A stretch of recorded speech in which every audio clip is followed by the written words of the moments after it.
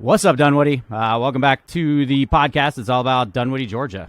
Show's brought to you by Village Orthodontics, and I think those are all my plugs, but just wanted to get straight into it this time. My man Ford Fry here.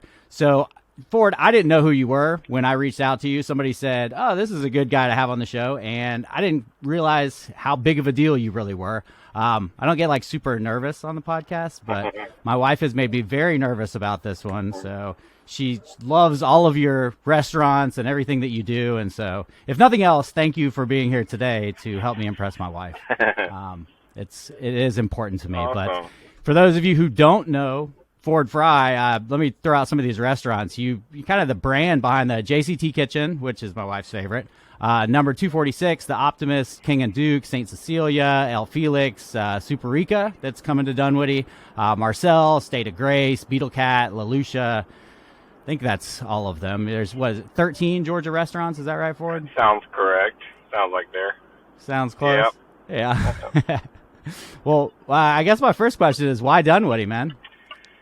You know, first of all, I grew up in Texas, and Superica is something that, I started off as a chef. I don't know if you'd call myself a chef anymore, but because we have 23 restaurants now, and I started off as a chef. Had never set out to open a Tex-Mex restaurant, but growing up in Texas and living in Atlanta now for almost 25 years now, I just miss that. I miss the food that I grew up eating, like once a week, if not more. And so I thought when we opened the first one, which was really in town, well, it's meant to be in Krog Street. Well, I just said, well, let's just see how it goes. Let's see how people in Atlanta like the food that I grew up eating, So it just did really well, and everyone got excited about it. And then all of a sudden, you just get a lot of emails and, hey, come to this area, come to Buckhead, come to Dunwoody, come to Sandy Springs. Like, okay, you know what I mean? So there was a girl. Well, okay, so her brother, I was good friends with her brother. We lived down the street, and we, as a kid, this is early on, I'm way younger than you, but it was like, we would just ride our bikes. We were always on the go. We were always outside. I was always over at their house cooking their food. I would steal their mom's, like, hamburger meat, and we'd make, like, mini burgers and stuff like that and try to sell them to people. But this girl was the sister of a friend of mine, and so she lives here, Christy. And she said, hey, you need to come to Dunwoody. I said, okay, let's go to Dunwoody. So, and the name of the center just lost my mind, but that they're redoing Ashford Lane. Ashford Lane, yeah. So, with Jenny's ice cream and being redone and all that, I said, okay, this will be great. And we've had some good luck with taking over old Outback steakhouses as just a footprint for us to convert it into Superica. Now, this one was pretty much a gut job. We had to kind of take everything out. So yep. That didn't work like our first one on Roswell Road. So in Dunwoody, it's kind of like you just said. You didn't know, which is really cool to me because I think I like this, that you didn't know who I was. So that kind of tells me that Dunwoody is proud of Dunwoody, and Dunwoody sticks in Dunwoody and likes the restaurants in Dunwoody. So it's like, well, that's great. Let's come there because we have that captive audience of Dunwoody who is proud of Dunwoody, and so it kind of just. Well, we've been starved, absolutely starved, for what everybody calls the chef-driven restaurants. That's this restaurant review group. That's the term. It's a little overused. It's almost a joke at this point, but you are the chef that we've all been looking for. So it's really exciting to everybody, and it's the first restaurant in a long time that's been everybody's really, really looking forward to. That area, that Ashford Lane area. Just a little background on that area. It was, when they made that the entertainment district, they opened up some open container areas, and so that's going to be a really cool place to be. If you're going to be in Dunwoody, that's the place to be.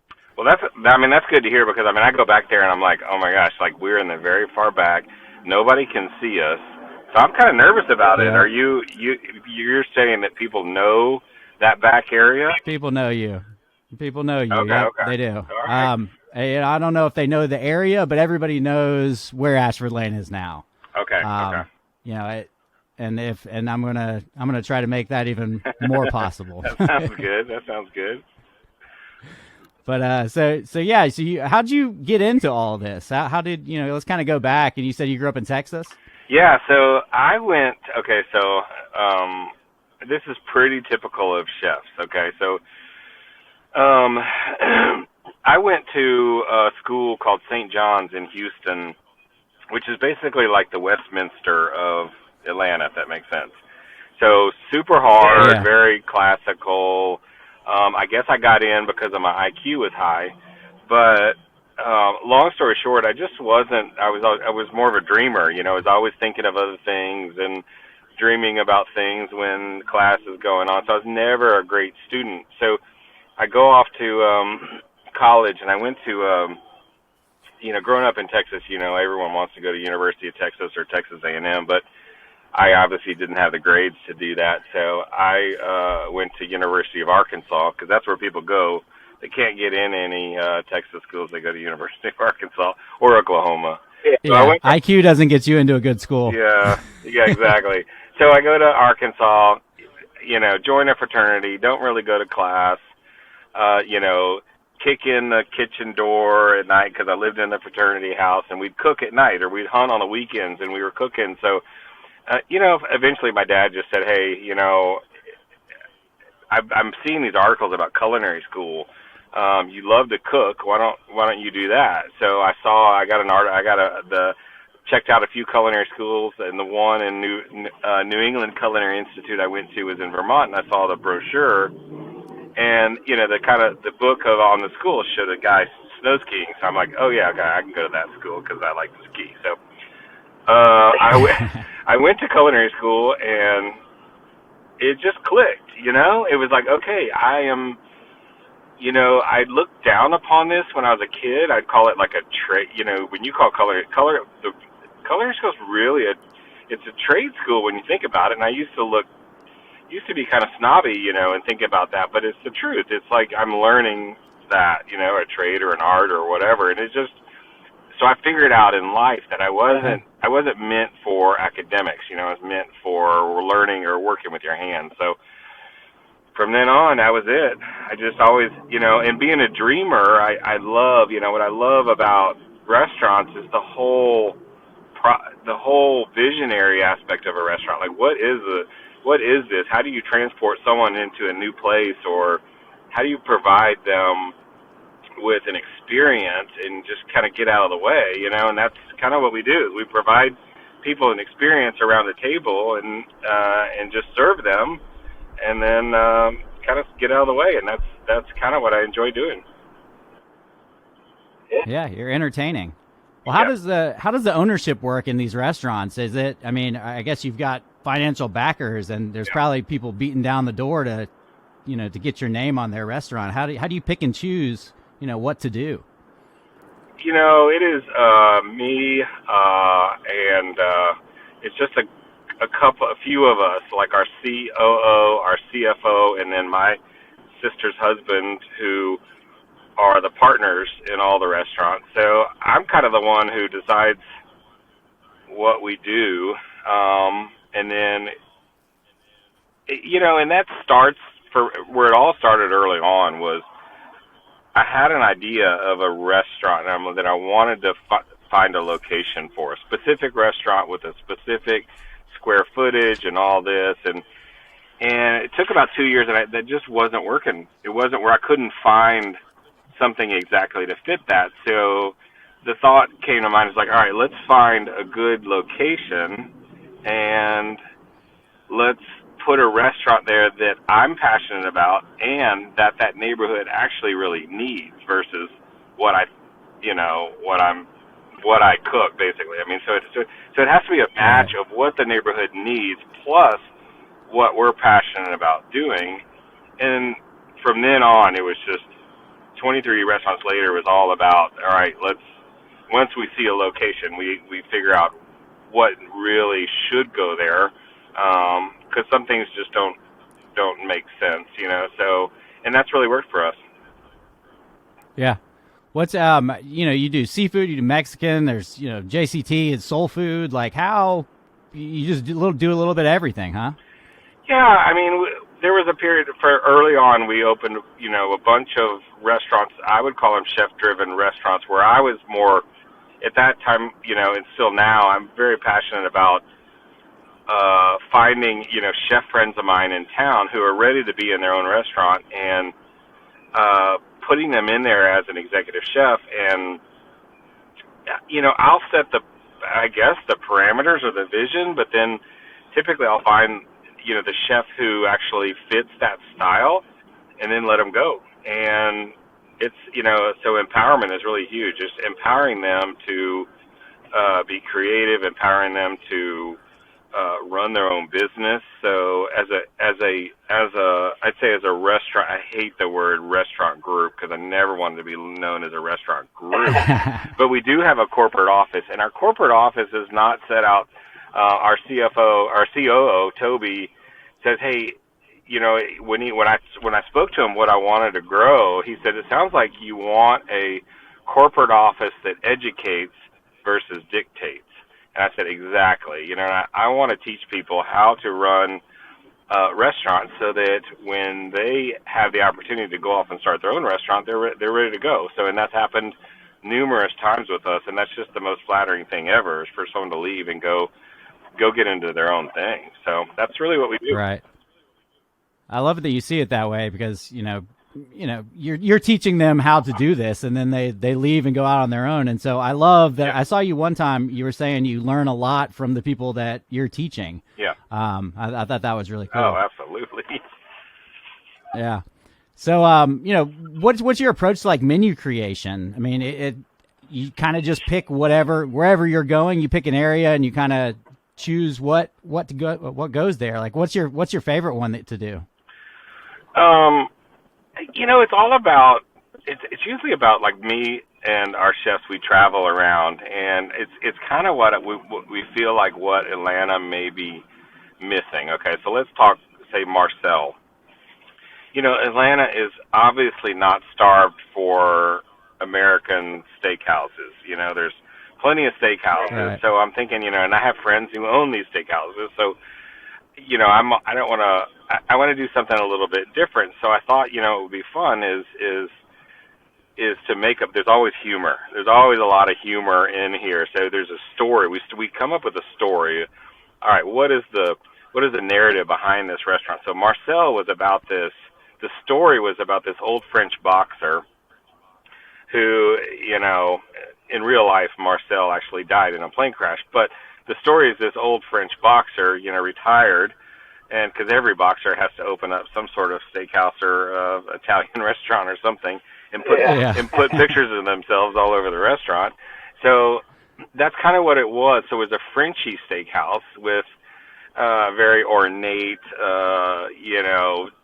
it's basically, 1970s New Jersey trying to be, the Roaring '40s, if that makes sense. So there's a lot of humor. Like in the bathrooms, there's all kinds of like Old Spice cologne and Aquanet for the ladies. There's all these condiments. So there's a lot of humor in there, and it's just fun. We just try to have fun. But when it comes to the food, then it's like, all right, Marcel was about like, there was so much innovation going on in the chef world, and chefs, when they go out to eat, they want to go eat something that they want to eat versus something that may be kind of just interesting versus really delicious. So we said, okay, Marcel's going to be no innovation. We're going to go back to classics from the 70s or so, whether it's chicken, veal parmesan or whatever, these things, but just do it really, really well. So, it's all about this. It really has to stem from the story. Optimist has a story, and they all have a story. So now that I think about it, so I think it's kind of interesting. Yeah. I know they're all your babies, but when you have like a big name in town, somebody that you're really trying to impress, like where do you take them? I mean, most people go to the Optimist first. Lately, I've been taking people to St. Cecilia, and That's why my wife loves that one. Buckhead. Yeah. Bob, who is going to be the chef of Little Sparrow, which is taking over JCT. JCT is okay. So we've gutted that whole space, and Bob is just incredible. He's another young talent who is way better than me, and so he's kind of hanging out at St. Cecilia right now. So I've been going there. Actually going there tonight. So nice. Do you have a hard time? So I actually own a restaurant in Lawrenceville, a little pizza place in Lawrenceville. Do you have a hard time like hanging out at your restaurant and not getting back there and helping out and stuff? I don't have a hard time getting back there to help out, but I have a hard time paying attention at the table I'm with. If I'm with my wife or with friends, I'm definitely... Because you're watching everybody. Yeah, I'm watching everybody, listening to other tables and seeing what they're saying and watching the kitchen, timing how long it takes us to get the food or whatever, Yeah. It's pretty hard. Yeah. I catch myself going back to the kitchen like, hey, this one person's kind of looking like they're a little, they're tired of waiting. Yeah. Well, that's awesome. Do you have if there's any like aspiring chefs out there, like do you have any advice for somebody that's like just getting into the industry? I'd say, I just work your tail off. My dad, when he came to me, the articles about culinary school that he was reading was in the Wall Street Journal, and it said fast track careers, which couldn't be farthest from the truth. That's not right. It is not a fast track career, but it's about anything. Like my youngest son played college tennis at Auburn, and the coaches that I always talk about, it's time on the court, building, your talent, your skills and all that. So for young chefs, it's really time in the kitchen. It's time learning and listening and watching everywhere. So for me, it's all about that. But then always have your eye on the goal. And I would never open your own place. I've never, whatever it takes to get your own place open. I am just a huge fan of doing that. There's just no mud. The reward is just so great. Not necessarily financially, but I would say it's more just internally, just to create something, because chefs are creative, so you want to create something, and the reward is when people enjoy what you create and they give you that validation. So there's nothing, you start off as like, all right, I'm going to put a special on the menu and I'm going to see how people like it or not, and then you just elevate to being the executive chef, writing a menu, to opening your own restaurant and creating this whole experience. But so the main advice is to learn and realize, understand that you are providing an experience, and make sure that it is an experience, because people don't, subconsciously they just come back to wherever they had the best experience. So experience is not only the food, but it's the music, it's the, ambiance, it's everything, because restaurants are tough. I love the story. Yeah. The idea of having a story behind the restaurant, that's really cool. Yeah, that's fun. There's actually, so right around the corner from you, there's going to be a new food hall opening up, and it's kind of going to be some upstart chefs that, haven't had their own thing before. That's great. I don't know if you've heard about this, but, there's a friend of mine that's opening a Cuban restaurant, and it's going to be cool. It's a great first, way to start out and get your, see if there's a want for what you've got. Yeah. So maybe they'll be able to stop by and meet you sometime. Yeah. There's also this Ashford Lane. I saw that they're opening a bocce ball league that starts March 23rd. Nice. So if you're ever in the area and you see a bocce ball league playing over there, come over and get your throw in. Yeah. There's all kinds of cool restaurants opening up though, and there's a lot of cool stuff around the area. There's spas, there's Crunch Fitness, there's a Contender. It's called Contender Esports. And so people will be able to drop their kids off at this video game place and then come over, have a margarita with you. I think it's going to be a cool area. I think you're really going to like it here in Dunwoody. Okay, good. I hope you like it here in Dunwoody. Well, I'm excited. Superica, we spent way too much. It looks nice. It's very nice in there. Yeah, I saw it. We've got a great crew, so I'm excited about it. Well, awesome. And what is it, February 20th? That's what I've got on here. A week from yesterday. We opened Monday, 20th. Yeah, that's right. Yeah. Yeah. Pretty exciting. Yeah. Well, cool, man. Well, thanks for taking time for me, and I'll make sure I get this out and try to blast out as many people as possible and tell everybody about Superica opening up.